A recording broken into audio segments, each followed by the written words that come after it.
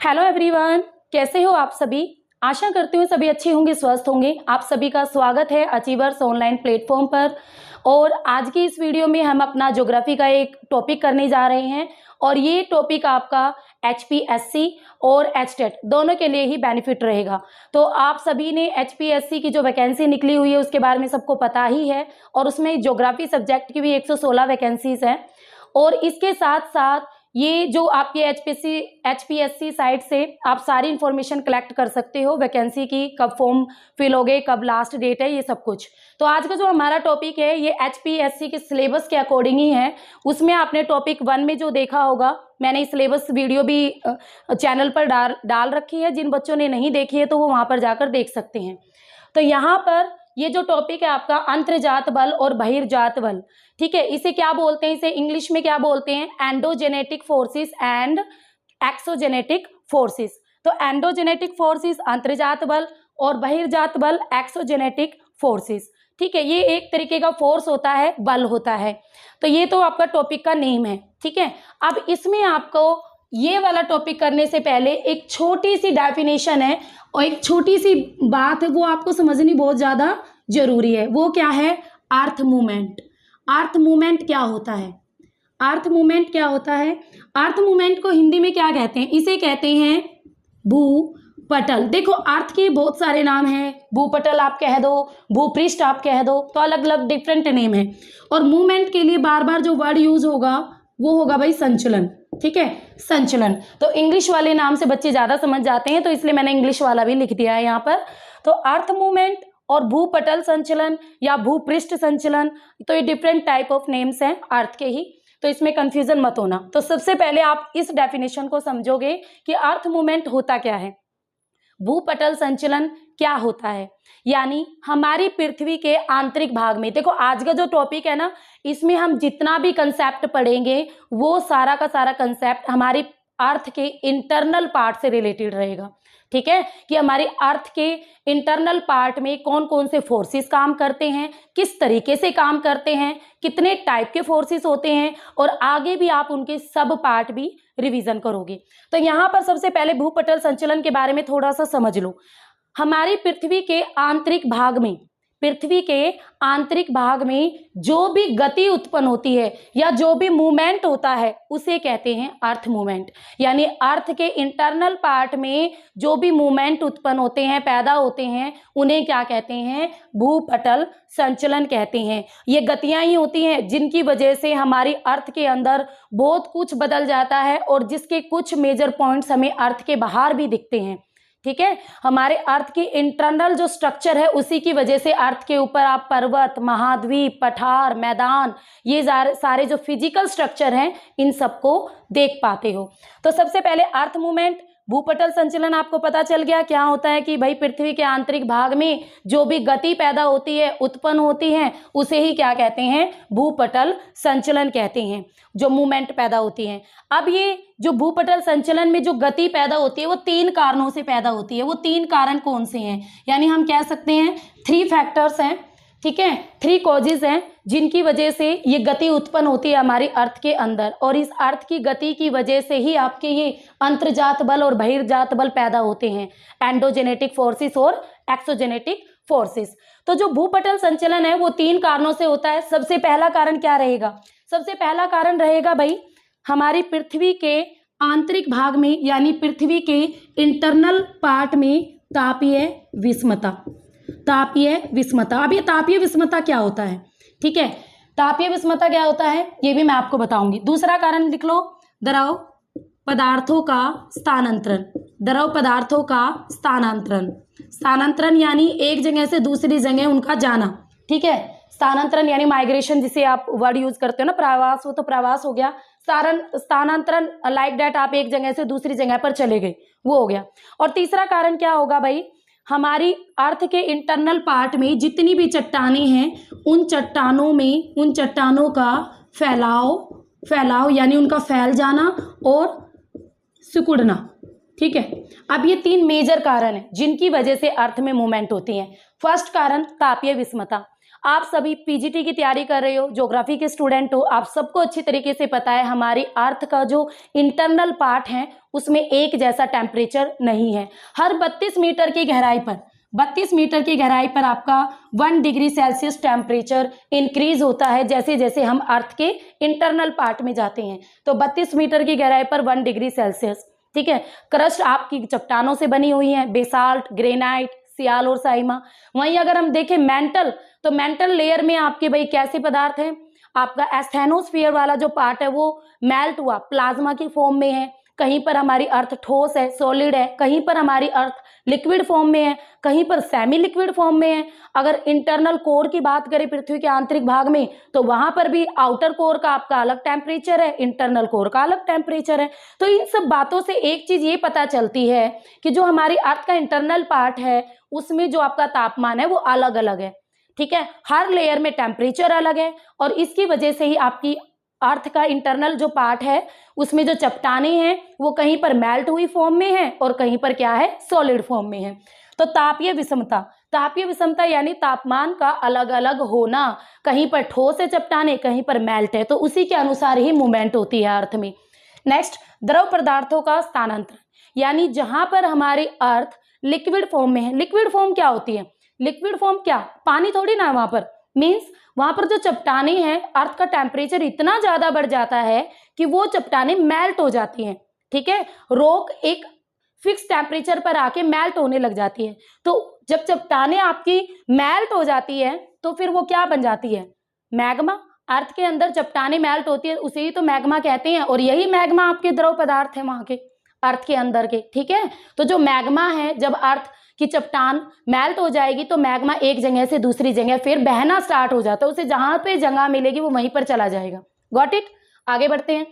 अब तीसरा पॉइंट है चट्टानों का फैलाव और सिकुड़ना। सिंपल सी बात है भाई, जब चट्टानें मेल्ट हो जाएंगी तो वो फैल जाएगा उनका मैग्मा, ठीक है। और जैसे ही फिर टेम्परेचर कम हुआ अर्थ के अंदर का तो फैल जाएगी, और जब कम होगा तो वो ठंडी होगी, ठंडी होके वो वहीं जम जाएगी और सिकुड़ेगी। तो चट्टानों का फैलना और सिकुड़ना, तो ये 3 मेजर कारण है किस चीज के, अर्थ मूवमेंट के। तो अर्थ मूवमेंट क्या होता है, हमारी पृथ्वी के आंतरिक भाग में जो गति पैदा होती है उसे ही अर्थ मूवमेंट यानी भूपटल संचलन कहते हैं। ये 3 मेजर कारणों की वजह से होता है भाई, तापीय विषमता, द्रव पदार्थों का स्थानांतरण और चट्टानों का फैलना और सिकुड़ना। तो इतना कंसेप्ट आपको समझ में आ गया।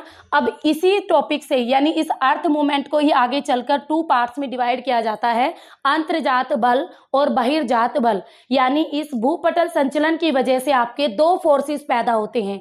एक फोर्स होता है अंतर्जात। अंतर्जात का मीनिंग क्या है, नाम से ही पता चल रहा है, इंडोजेनेटिक फोर्सेस मीन्स हमारी पृथ्वी के अंदर पैदा होते हैं ये बल। अंतर्जात पृथ्वी के अंदर पैदा होते हैं ये बल, और अर्थ के अंदर ही अनेक और बल पैदा होके बहुत सारे काम करते हैं। बहिर्जात बल कौन से होंगे, जो हमारी पृथ्वी के बाहर पैदा होते हैं, ठीक है, और बाहर वहां पर अपना वर्क करते हैं। तो सबसे पहले अब हम डिटेल में पढ़ेंगे हमारा अंतर्जात बल। होप सो आपको यहां तक समझ में आ गया होगा कि अर्थ मूवमेंट क्या होता है, किस तरीके से काम करता है। तो सबसे पहले हम बात करते हैं अंतर्जात बल की डेफिनेशन के बारे में। तो आपको सीधी सिंपल डेफिनेशन मिलेगी कि हमारी पृथ्वी के आंतरिक भागों में जो बल पैदा होता है, ठीक है, और उसके साथ साथ इन्हीं बलों की वजह से, इन अंतर्जात बलों की वजह से भूतल पर, ठीक है, भूतल पर क्या होती हैं, विषमताएं पैदा होती हैं। विषमताएं पैदा होती है भाई भूतल पर। कैसी विषमताएं, यानी हमारी पृथ्वी के आंतरिक भाग में जो भी आपके अंतर्जात जो भी फोर्सेस वर्क करते हैं उसी की वजह से ही हमारी पृथ्वी पर पर्वत, पहाड़, मैदानों इनका निर्माण होता है, ठीक है। तो इन अंतर्जात बलों की डेफिनेशन क्या होगी, पृथ्वी के अंदर पैदा होते हैं ये बल, और जिनकी वजह से हमारे भूतल पर यानी हमारी भूमि पर, हमारे धरातल पर विषमताओं का सूत्रपात होता है या जन्म होता है, धीरे धीरे उनका डेवलपमेंट होता है। तो वो हो गए आपके अंतर्जात बल। बहिर्जात बल कौन से होते हैं, जो विषमताएं इसने पैदा कर दी अंतर्जात बल ने, ये वो बल होते हैं, ये वो फोर्सेस होते हैं जो उन विषमताओं को दूर करते हैं। क्या करते हैं, उन विषमताओं को दूर करते हैं, उन्हें धीरे धीरे काट देते हैं। जैसे यहाँ पे पर्वत का निर्माण हो गया भाई, वलन पड़ गए, अंतर्जात बल अंतर्जात बल की वजह से आपके वलन पड़ गए, फोल्ड पड़ गए, जिससे हमारे धरातल पर एक पर्वत का निर्माण हो गया। ठीक है, अब ये बहिर्जात बल क्या करेंगे, इनमें आपके और भी फैक्टर्स आ जाते हैं। इनमें अपर्दन होता है, अपक्षय होता है, जो आगे डिटेल में पढ़ाऊंगी। तो इनकी वजह से धीरे धीरे वो सारे पर्वतों को काट के प्लेन एरिया में बदल देंगे। ठीक है, आपने देखा ना अरावली बहुत ज्यादा कट चुका है, तो उसका क्या एग्जाम्पल है, अवशिष्ट पर्वत में आता है वो, तो इसी वजह से तो आता है। तो बहिर्जात बल क्या होते हैं, जो अंतर्जात बलों ने जो भी विषमताएं पैदा की हैं उन सभी विषमताओं को ये दूर करते हैं, खत्म करते चले जाते हैं, तो इन्हें कहते हैं बहिर्जात बल। इसके अलावा इनका दूसरा भी नाम है भाई, इन्हें कहते हैं समतल स्थापक बल। बिल्कुल प्लेन एरिया लाने में ये प्लेन एरिया लाते हैं। ठीक है, यानी धीरे धीरे काट काट के कुछ अपक्षय के द्वारा, वैदरिंग के द्वारा, इरोजन के द्वारा, और फिर परिवहन कर देते हैं, तो इससे एक बिल्कुल प्लेन एरिया बन जाता है। तो इसे कहते हैं समतल स्थापक बल। तो मैंने अभी आपको अर्थ मूवमेंट कराया है और उसके 3 मेन कोजेज बताए हैं। उसके अलावा मैंने अंतर्जात बल क्या होता है ये समझाया है, बहिर्जात बल क्या होता है ये समझाया है। अब हमारा आगे आता है जो बहिर्जात बल है, इसके अंतर्गत यहीं पर सुन लो 3 चीजें आती हैं। वो 3 चीजें क्या होती हैं, आपको इतना तो पता चल गया, जिन चीजों का निर्माण अंतर्जात बल ने किया, फोर्स ने किया, उन चीजों को धरातल पर से काट के समतल बनाना एरिया को, ये बहिर्जात बल का काम है। ठीक है, तो यहां पर आता है भाई एक तो अपक्षय, जिसे इंग्लिश में कहते हैं वैदरिंग, कहते हैं इसे इंग्लिश में। ठीक है, दूसरा आता है अपर्दन, जिसे कहते हैं इरोजन, और तीसरा आ जाता है भाई परिवहन, ट्रांसपोर्ट। ये तीनों चीजें इसमें काम करती है बहिर्जात बलों के अंदर। अब इसमें अपक्षय क्या होता है, देखो वैसे तो ये एक डिफरेंट टॉपिक है और पूरा वाइड टॉपिक है, पीजीटी लेवल पर है, तो आपको इसको अलग से पढ़ना है। ठीक है, फिर मैं थोड़ा सा बता देती हूँ अपक्षय क्या होता है। अपक्षय क्या होता है, अपक्षय होता है चट्टानों का अपने ही स्थान पर विघटन होना। ठीक है, यानी चट्टानों का अपने ही स्थान पर टूटना फूटना। बहुत सारे मेजर कारण होते हैं, सनलाइट होती है, अचानक बारिश आ गई रेगिस्तान इलाके में, वहां पे चट्टानों पे अचानक से गर्म चट्टानें थी, बारिश की बूंदें पड़ी तो उनमें तरेड़ पड़ जाती है, दरारें पड़ जाती है, तो इन्हें कहते हैं चट्टानों का विघटन, टूटना फूटना। तो ये अलग अलग एरियाज में अलग अलग डिफरेंट तरीकों से होता है। ठीक है भाई, तो यहाँ पे अपक्षय जो है वैदरिंग, चट्टानों का विघटन या टूटना फूटना, एक तो इसकी वजह से जब ये चट्टानें टूटेंगी फूटेंगी तो अपने आसपास एरिया में टूट के गिर जाएंगी। फिर क्या होगा, अपर्दन होता है। अपर्दन आप सबको पता है, बहुत सारे ऐसी हमारे कारक है जो अपर्दन करते हैं, जैसे आपकी समुद्री तरंगे, नदियां, हिम नदियां, पवने, भूमिगत जल, ये सारे के सारे अलग अलग तरीके से अपर्दन भी करते हैं और अपने साथ परिवहन भी करते हैं और आगे चलकर निक्षेपण भी कर देते हैं, यानी इरोजन भी करते हैं। फिर जो भी अपर्दन किया उसको अपने साथ बहा के ले जाएंगे तो उसे ट्रांसपोर्ट कहते हैं, और फिर उसको कहीं और ले जाके जमा कर देते हैं जिसे डिपोजिशन कहते हैं, तो ये निक्षेपण कहलाता है। तो ये आपके अलग से वाइड टॉपिक पड़ जाएगा अपर्दन का भी, जिसमें 5-6 क्लासों में जाके आपका डिटेल में होगा। परिवहन आपको पता ही चल गया, इसने ये टूट गई, अपर्दन ने इनको और बारीक किया, और बारीक करके इनको अपने साथ बहा कर ले गया और उस ऊंचे एरिया को धीरे धीरे क्या हो गया, प्लेन एरिया में बदल गया। तो ये काम है भाई बहिर्जात बल का। यहाँ पर आपका एक कंसेप्ट वैसे कंप्लीट हो गया कि बहिर्जात बल क्या होता है। आपको वाइड जो पढ़ना है वो अंतर्जात बल है, और क्वेश्चन भी आपके इसी से आते हैं, एंडोजेनेटिक फोर्सेस से। तो यहाँ पर सबसे पहले अब आपको बहिर्जात बल समझ में आ गया है, तो अब मैं इसे रब कर रही हूँ। अब हम नेक्स्ट पे चलते हैं, अंतर्जात बल को डिटेल में पढ़ेंगे क्योंकि यही हमारा इंपॉर्टेंट है और इसी से बहुत सारे क्वेश्चन आपके बनने वाले हैं। तो अंतर्जात बल सबसे पहले इसको 2 पार्ट्स में डिवाइड करते हैं। सबसे पहले इसे 2 पार्ट्स में डिवाइड होता है, ये सब सारा कुछ डिटेल में बताऊंगी। एक आएगा आपका पटल विरूपण बल और दूसरा आएगा भाई आपका आकस्मिक बल। पटल विरूपण बल और आकस्मिक बल, नाम से भी पता चल रहा है, इसका तो नहीं पता चल रहा होगा बट इसको तो आप जान गए होंगे।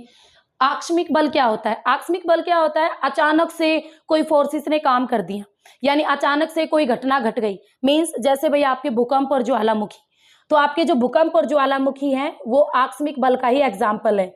अर्थक्वेक और वोल्केनो आपके आकस्मिक बल का ही एग्जाम्पल है।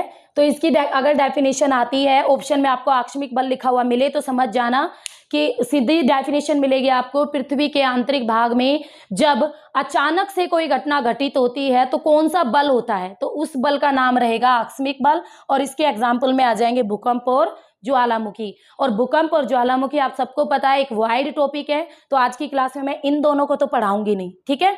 तो यहाँ पर आपका आकस्मिक बल कंप्लीट हो गया। अब ये जो पटल विरूपण बल है ये क्या होता है, देखो पटल विरूपण बल को इंग्लिश में क्या बोलते हैं, इसे डायस्ट्रोफिक बल फोर्सेस कहते हैं। लिख रही हूं, अगर कई बच्चों को लिखना हो तो डायस्ट्रोफिक फोर्स के नाम से जाना जाता है। अब ये डायस्ट्रोफिक फोर्स होता क्या है, देखो आकस्मिक बल में क्या था, अचानक से कोई फोर्सेस ने काम कर दिया, अचानक से भूकंप आ गया, अचानक से ज्वालामुखी फट गया, होता है ना। ये तो नहीं है ना भूकंप हमें बता के आता है पहले, भाई लो मैं बिल्कुल धीरे धीरे आ रहा हूं, तुम सेफ हो जाओ। जब कई बार कई एरिया में आपने देखा है अचानक से ही पूरा भूकंप आ जाता है, बहुत सारे लोग मर जाते हैं। तो अचानक से किसी बल ने काम किया। पटल विरूपण बल में क्या होता है, डायस्ट्रोफिक फोर्स में क्या होता है, इसमें ये इस बल में जो फोर्स काम करता है ना वो बहुत धीरे धीरे मंद गति से काम करता है, बिल्कुल स्लो स्लो काम करता है और हजारों वर्षों तक ये फोर्सेस काम करता रहता है, ठीक है। यानी बिल्कुल धीरे धीरे आपको महसूस भी नहीं होगा और ये फोर्स अपना काम करता रहता है। तो पटल विरूपण बल, इसकी अगर आप डेफिनेशन कहो तो पृथ्वी के आंतरिक भाग में जब हजारों वर्षों तक मंद गति से जब कार्य किया जाता है तो उसे पटल विरूपण बल कहा जाता है। इसकी खासियत ये है कि बिल्कुल मंद गति से काम करता रहता है, धीरे धीरे। डायस्ट्रोफिक फोर्सेस, अब जो ये डायस्ट्रोफिक फोर्सेस हैं आगे चल के इसके दो पार्ट आते हैं भाई, ठीक है। ये इससे क्या बनते हैं, अब हजारों वर्षों में ये क्या बनाता है, ये फोर्सेस हजारों वर्षों में ये हमारे यहाँ महाद्वीपों महादेशों उनका निर्माण करता है, तो इसलिए इसे महादेशक जनक फोर्सेस, ठीक है। और उसके अलावा भाई आपके पर्वतों का भी निर्माण करता है, तो इसलिए इसे क्या कहते हैं, पर्वत निर्माणकारी, ठीक है, फोर्सेस या बल। महादेशक जनक और पर्वत निर्माणकारी, ये पटल विरूपण का एक नाम और भी लिख लो आप, इसका एक नाम और है दीर्घ संचलन। दीर्घ संचलन, दीर्घ संचलन, देखो संचलन वर्ड आया, आपको पता है संचलन मैंने क्लास के स्टार्टिंग में ही समझाया था आपको, मूवमेंट होता है। दीर्घ यानी लंबा समय, तो वो बहुत लंबे समय तक ये फोर्सेस काम करते रहते हैं, इसलिए इसे दीर्घ संचलन भी कहते हैं पटल विरूपण को। अब इसके टू टाइप होते हैं, महादेशक जनक और पर्वत निर्माणकारी। अब जो महादेशक जनक है इसका इंग्लिश वर्जन भी लिखना है तो एपीरियोजेनेटिक फोर्सेस लिख लो, एपीरियोजेनेटिक फोर्सेस। और आपके जो पर्वत निर्माणकारी बल है इसे ओरोजेनेटिक फोर्सेस कहते हैं। भाई इनके नाम ऐसे ही हैं, आपको लर्न करने पड़ेंगे। तो महादेशक जनक एपीरियोजेनेटिक, पर्वत निर्माणकारी ओरोजेनेटिक। अब जो महादेशक जनक है सबसे पहले इसको देख लेते हैं। महादेशक जनक यानी इस फोर्सेस की वजह से हमारी पृथ्वी पर महाद्वीपों का निर्माण हुआ है, ठीक है। किसका निर्माण हुआ है, महाद्वीपों का निर्माण हुआ है। जो आपके पठार बने हैं, मैदान बने हैं, वो इस बल की वजह से बने हैं। ये पृथ्वी के अंदर, पृथ्वी के आंतरिक भाग में धीरे धीरे, जैसे आपने देखा था, अब मैंने जब आपको ज्वालामुखी पढ़ाया था, या जब आप वलन वाला चैप्टर पढ़ोगे, फोल्ड पढ़ोगे, तो जो हमारी पृथ्वी है, हमारी पृथ्वी के इंटरनल पार्ट में जब भी प्रेशर आता है, आप इसमें पर्वत निर्माणकारी में अभी समझोगे कि पर्वतों का निर्माण कैसे होता है, मैं समझा दूंगी इसमें आगे। महादेशक जनक में क्या होता है, पेरियोजेनेटिक में, इसमें आपके महाद्वीपों का निर्माण होता है, प्लेट्यूज का निर्माण होता है, प्लेन एरियाज बनते हैं हमारी अर्थ के ऊपर। पर्वत निर्माणकारी फोर्सेस में क्या होता है, पर्वतों का निर्माण होता है, ठीक है। बट इन दोनों ही फोर्सेस में पूरा लंबा समय लगता है, हजारों करोड़ों वर्षों का समय लगता है, इसीलिए इसे दीर्घ संचलन फोर्सेस भी कहते हैं और उसी के ही ये दोनों टाइप है। तो महादेशक जनक आप समझ गए हो, महाद्वीपों का निर्माण होता है, पठार और मैदानों का निर्माण आपका इसी फोर्सेस से होता है। अब जो महादेशक जनक है, अब ये जो आपका महादेशक जनक है इसमें आपके क्रियाएं होती है भाई, क्या क्या क्रियाएं होती हैं इसमें, सबसे पहले आपका होगा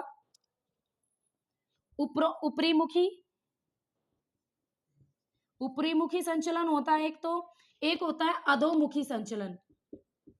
ऊपरीमुखी संचलन और अधोमुखी संचलन। महादेशक जनक में यानी जो हमारी पृथ्वी का पार्ट ऊपर उठते हैं नीचे धंसते हैं ना, वो दो तरीकों से होता है, या तो ऊपर उठेंगे या नीचे धंसेंगे। जब ऊपर उठते हैं तो उसे अपवर्ड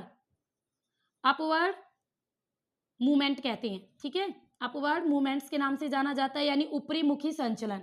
और जब इन फोर्सेस की वजह से अर्थ का कोई पार्ट नीचे की ओर खिसकता है तो उसे अधोमुखी यानी डाउनवर्ड कहते हैं भाई, डाउनवर्ड मूवमेंट, ठीक है। तो ये दोनों आपको पता होनी चाहिए।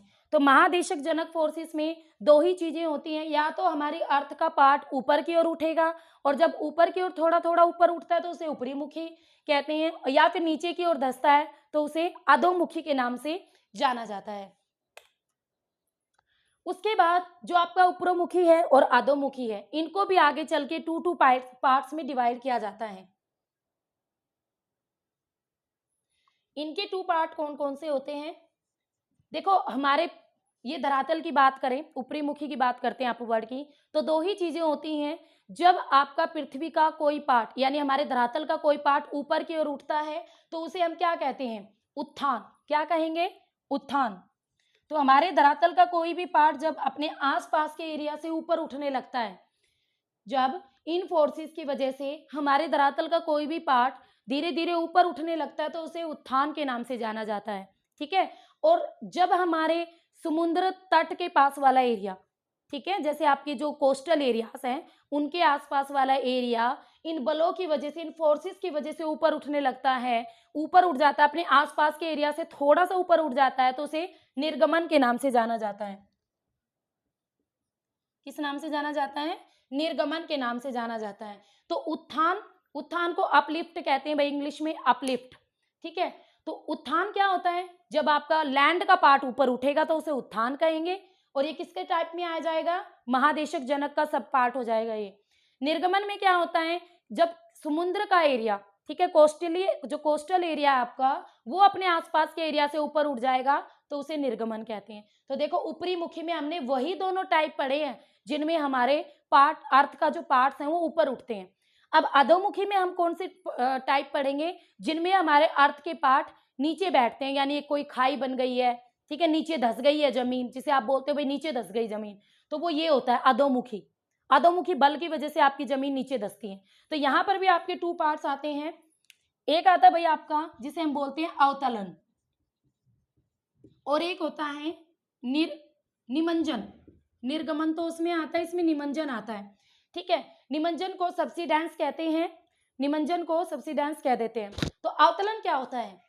अवतलन यानी हमारी अर्थ का कोई पार्ट जब नीचे धस जाता है, ठीक है, हमारे अर्थ का पार्ट यानी हमारे धरातल का पार्ट अपने आसपास के एरिया से नीचे धस जाता है तो उसे अवतलन कहते हैं। तो उस पर कौन सा फोर्सेस वर्क कर रहा है? भाई अवतलन हुआ है। मिट्टी का क्या हुआ है? अवतलन हुआ है, ठीक है। और निमंजन क्या होता है? जब हमारे कोस्टल एरिया का पार्ट, ठीक है, समुद्र के आसपास जो एरिया है उसका पार्ट अपने आसपास के एरिया से नीचे धस जाता है, यानी समुद्री तटीय मैदानों का जो पार्ट अपने आसपास के एरिया से नीचे धस जाता है तो उसे कहते हैं निमंजन। भारत में निमंजन के एग्जाम्पल देखने को मिलते हैं। भारत में जो पुद्दुचेरी है ना, पुद्दुचेरी के आसपास काफी निमंजन के एग्जाम्पल देखने को मिलते हैं। तो निमंजन क्या होता है? समुद्री तटीय इलाकों का कोई भी ऐसा पार्ट जो अपने आसपास के एरिया से एकदम नीचे धस जाता है तो उसे निमंजन कहते हैं। तो ये भारत में पुद्दुचेरी के पास इसके एग्जाम्पल देखने को मिलते हैं, ठीक है। तो ये क्या था भाई? ये पूरा आपका, मैं यहाँ से लाइन बना देती हूँ, ये है भाई आपका पूरा क्या? महादेशक जनक यानी पटल विरूपणी बल, डायस्ट्रोफिक फोर्सेस, टू पार्ट्स थे इसके, महादेशक जनक और पर्वत निर्माणकारी, एपेरियोजेनेटिक फोर्सेस और ओरोजेनेटिक फोर्सेस। अभी आपका ये रहता है। तो एपेरियोजेनेटिक फोर्सेस के आगे टू पार्ट्स होते हैं, अपवर्ड मूवमेंट और डाउनवर्ड मूवमेंट। यानी जब हमारे अर्थ के पार्ट में ऊपर की ओर मूवमेंट होगी तो उसे अपवर्ड कहेंगे, नीचे की ओर धसाव होगा जमीन का तो उसे डाउनवर्ड कहेंगे। जो अपवर्ड मूवमेंट है उसके अगेन टू पार्ट्स होते हैं, उत्थान और निर्गमन। उत्थान यानी जब हमारे धरातल का कोई पार्ट ऊपर की ओर उठ जाता है तो उसे उत्थान कहते हैं।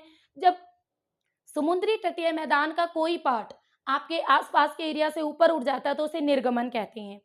डाउनवर्ड में क्या होता है? अवतलन और निमंजन होते हैं। अवतलन क्या होता है? जब हमारे धरातल का कोई पार्ट नीचे की ओर धस जाता है तो उसे अवतलन कहते हैं। और भाई आपका निमज्जन क्या होता है, जब हमारा कोई भी समुद्री इलाके का एरिया अपने आसपास के एरिया से नीचे धंस जाता है तो उसे निमज्जन कहते हैं। पुद्दुचेरी के अंदर भारत में निमज्जन के काफी एग्जाम्पल देखने को मिलते हैं। उसके अलावा आपके केरल के आसपास भी काफी एग्जाम्पल मिलते हैं। ठीक है, हाँ इनके इंग्लिश में नाम लिखने हैं तो आपको निर्गमन को कहते हैं एमरजेंस। और भाई आपका निमज्जन जो हो जाए, सब्सिडेंस तो आपका ये रहेगा, उत्थान होगा अपलिफ्ट, उत्थान को क्या कहेंगे अपलिफ्ट, और अवतलन को कहेंगे सब्सिडेंस। ठीक है, और निमज्जन को कहेंगे इसको इमरजेंस, तो ये हो जाएगा आपका सब इमरजेंस। Got it. तो मैंने आपको इंग्लिश वाले नेम भी ऑलमोस्ट सारे लिखवा ही दिए हैं। तो ये था भैया आपका महादेशक जनक। अब नेक्स्ट हमारा आता है पर्वत निर्माणकारी बल।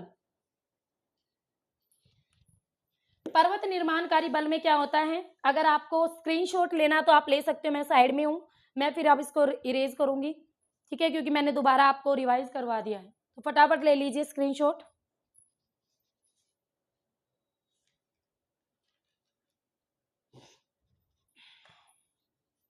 तो चलते हैं आगे। नेक्स्ट आता है हमारा पर्वत निर्माणकारी बल, जिसे इंग्लिश में बोलते हैं ओरोजेनेटिक फोर्सेस। ठीक है, महादेशक को लिखा रहने देते हैं। चलिए, तो पर्वत निर्माणकारी यानी ओरोजेनेटिक फोर्सेस। अब जो ओरोजेनेटिक फोर्सेस हैं इसे हम क्षैतिज संचलन के नाम से भी जाना जाता है, क्षैतिज संचलन के नाम से भी जाना जाता है। इसे क्यों कहते हैं क्षैतिज संचलन, क्योंकि इसमें जो भी फोर्सेस वर्क करते हैं वो हॉरिजॉन्टल वर्क करते हैं। मींस जो भी वर्क होगा या तो इस तरीके से होगा, दो फोर्सेस एक दूसरे की तरफ किसी भी चट्टान पर, रॉक पर इतना प्रेशर डालते हैं एक दूसरे की तरफ आके, या एक दूसरे से विपरीत डायरेक्शन में जाके। ठीक है, तो जो भी फोर्सेस वर्क करेंगे वो हॉरिजॉन्टल वर्क करेंगे, जो भी मूवमेंट होगी हॉरिजॉन्टल मूवमेंट होगी, इसलिए इसे क्षैतिज संचलन के नाम से भी जाना जाता है। इतनी बात समझ में आ गई।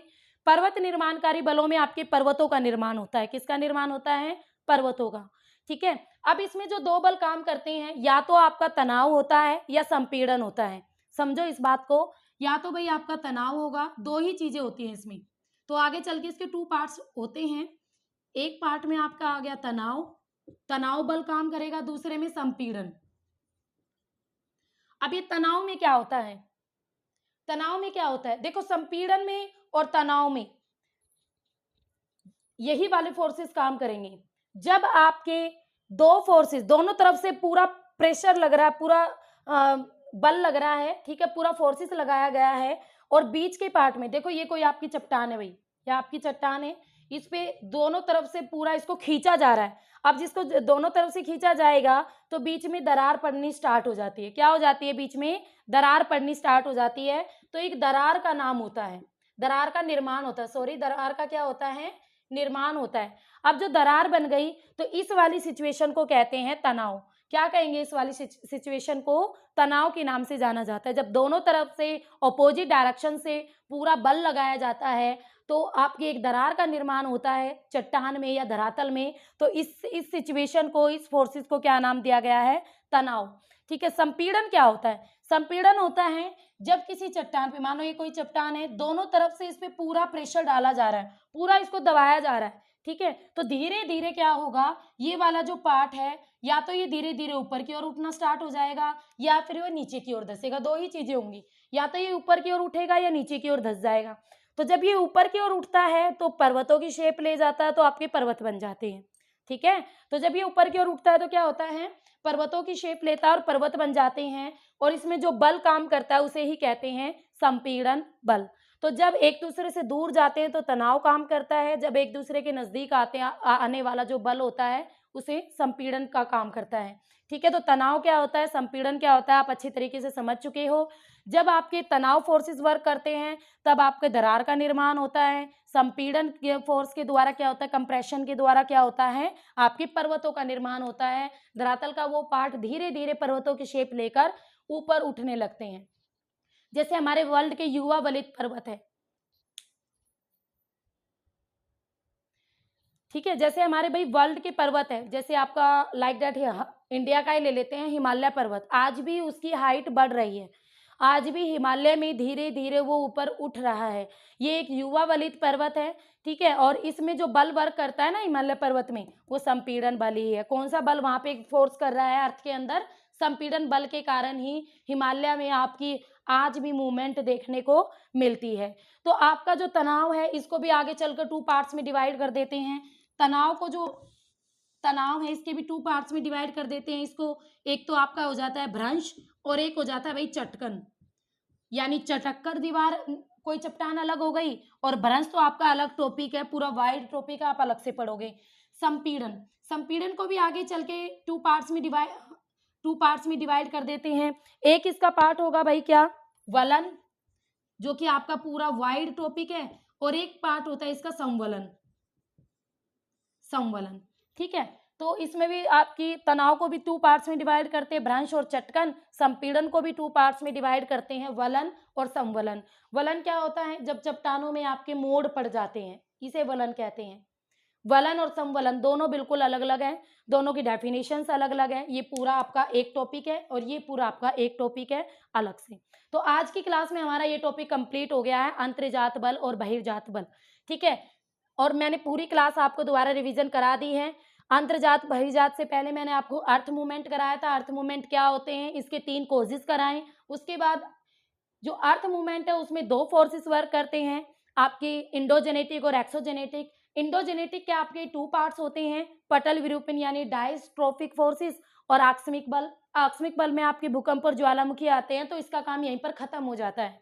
अब जो ये पटल विरूपणी है ये आगे बढ़ता है। इसके 2 पार्ट्स होते हैं, महादेशक और अब भाई आपका पर्वत निर्माणकारी बल, यानी एपेरियोजेनेटिक एंड ओरोजेनेटिक। जो महादेशक है आगे चल के उसके और भी सब पार्ट होते हैं, ठीक है। महादेशक को आगे चल के ऊपरी मुखी और अधोमुखी यानी अपवर्ड और डाउनवर्ड में डिवाइड किया जाता है। अपवर्ड वाले को फिर आगे चलकर 2 पार्ट्स में फिर से डिवाइड करते हैं, जिसमें हमारा आ जाता है अपलिफ्ट और इमरजेंसी, ठीक है, इमरजेंसी। और सेकंड जो होता है अधोमुखी, अधोमुखी यानी डाउनवर्ड, इसके भी अगेन 2 पार्ट्स होते हैं। उसके कौन से 2 पार्ट्स होते हैं? आपका एक तो रहेगा निमंजन और दूसरा रहेगा भाई आपका क्या?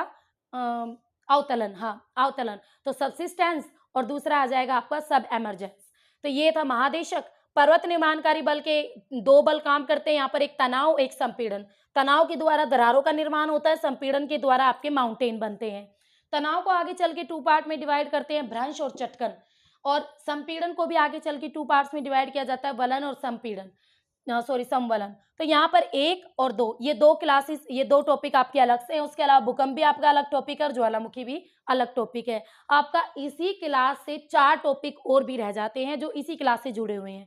तो ये सारे फोर्सेस, ये इधर वाले सारे फोर्सेस हमारे अर्थ के इंटरनल पार्ट पे काम करते हैं। जो आज आप पर्वत, पठार, मैदान देखते हो, इन सब की वजह क्या है? हमारी पृथ्वी के इंटरनल पार्ट में काम करने वाले फोर्सेस। अगर ये फोर्स काम ना करें ना, ये फोर्सेस अगर नहीं अर्थ के अंदर मूवमेंट करें, तो ना तो पर्वत बने ना मैदान बनेंगे, ठीक है। तो ऐसा कुछ भी नहीं होगा। और एक बात और भाई, अगर आप सभी किसी की कोई क्वेरी हो तो ये मेरा मोबाइल नंबर है, आप मुझे इस नंबर पर कांटेक्ट कर सकते हो। इसके साथ साथ HPSC का कोर्स अवेलेबल है अचीवर्स अकेडमी पर। जिस भी बच्चे को लेना हो तो वो अचीवर्स अकेडमी ऐप डाउनलोड कर लो अपने फ़ोन पे, और आपके अदर कोई क्वेरी हो तो आप मुझे इस नंबर पर व्हाट्सएप मैसेज भी कर सकते हो। तो फिर मिलेंगे अपनी नेक्स्ट क्लास में एक नए टॉपिक के साथ। तब तक अपनी अच्छी से तैयारी करते रहिए। Okay, have a nice day.